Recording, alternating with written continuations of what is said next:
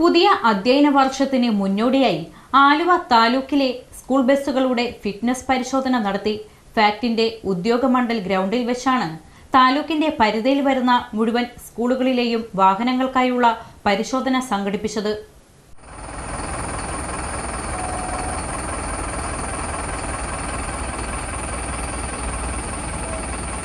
പുതിയ അധ്യയന വർഷത്തിന് മുന്നോടിയായി ആലുവ താലൂക്കിലെ സ്കൂൾ ബസ്സുകളുടെ ഫിറ്റ്നസ് പരിശോധന നടത്തി.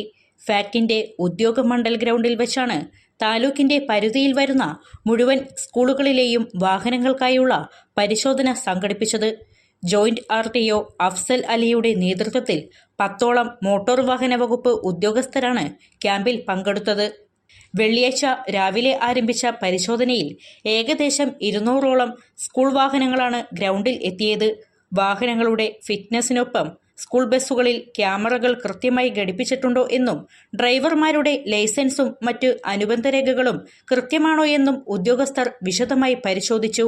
കഴിഞ്ഞ 3 മാസത്തിനുള്ളിൽ ഫിറ്റ്നസ് പരിശോധന പൂർത്തിയാക്കി സർട്ടിഫിക്കറ്റ് വാങ്ങിയ വാഹനങ്ങൾ വീണ്ടും പരിശോധനയ്ക്ക് ഹാജരാക്കേണ്ടതില്ലെന്ന് അധികൃതർ പറഞ്ഞു. സുരക്ഷിതമായ അധ്യയന വർഷം ഉറപ്പാക്കുന്നതിന്റെ ഭാഗമായി വരും ദിവസങ്ങളിലും പരിശോധന തുടരുമെന്ന് ക്യാമ്പിന് നേതൃത്വം നൽകിയ motor vehicle inspector G. Aneesh Kumar വ്യക്തമാക്കി. പുതിയ അധ്യയന വർഷത്തോടനുബന്ധിച്ച് ആലുവ താലൂക്കിലെ വിദ്യാഭ്യാസ സ്ഥാപനങ്ങളുടെ വാഹനങ്ങൾ എല്ലാ വർഷവും ട്രാൻസ്പോർട്ട് കമ്മീഷണറുടെയും മിനിസ്റ്ററുടെയും നിർദ്ദേശപ്രകാരം നമ്മൾ വാഹനം പരിശോധിക്കാറുണ്ട്. ഈ വർഷവും ഇന്ന് രാവിലെ 8:30 തുടങ്ങിയതാണ്. ഏകദേശം ഈ താലൂക്കിലെ 200ഓളം വാഹനങ്ങൾ ഇപ്പോൾ തന്നെ പരിശോധിച്ച് കഴിഞ്ഞു. ഇതിനകത്ത് മേജറായിട്ട് നമ്മൾ വാഹനത്തിൻ്റെ ഫിറ്റ്നസ് കണ്ടീഷൻ, വാഹനത്തിൻ്റെ സാങ്കേതിക കാര്യങ്ങൾ, അതുപോലെ തന്നെ ക്യാമറ, എല്ലാ വിദ്യാഭ്യാസ സ്ഥാപനങ്ങളുടെയും വാഹനങ്ങളിൽ ക്യാമറ ഘടിപ്പിക്കണം, GPS ഘടിപ്പിക്കണം. അപ്പോൾ അതിൻ്റെ എല്ലാം സർട്ടിഫിക്കറ്റുകൾ നോക്കുക, അത് വർക്കിംഗ് ആണോ എന്ന് നോക്കുക, ഇത് കുട്ടികളുടെ സേഫ്റ്റിക്ക് ഉതകുന്ന തരത്തിലുള്ള സീറ്റുകളാണോ എന്ന് നോക്കുക, പ്ലാറ്റ്ഫോം നോക്കുക, ടയറിൻ്റെ കണ്ടീഷൻ, ഡ്രൈവർ ലൈസൻസിൻ്റെ കാലാവധി, അതാണ് ഏറ്റവും ഇന്ന് തന്നെ പരിശോധിച്ചപ്പോൾ 1-2 പേരുടെ ലൈസൻസ് 6 വർഷം മാത്രം എക്സ്പീരിയൻസ് ഉള്ളതാണ്. അപ്പോൾ അവരെ പൂർണ്ണമായിട്ട് ഒഴിവാക്കി. ഇങ്ങനെയുള്ളൊരു പരിശോധന നടക്കുമ്പോൾ നമുക്ക് ഈ താലൂക്കിലെ എല്ലാ വാഹനങ്ങളുടെയും സേഫ്റ്റി ഉറപ്പുവരുത്താൻ ചെയ്യുകയാണ് പറ്റുന്നത്.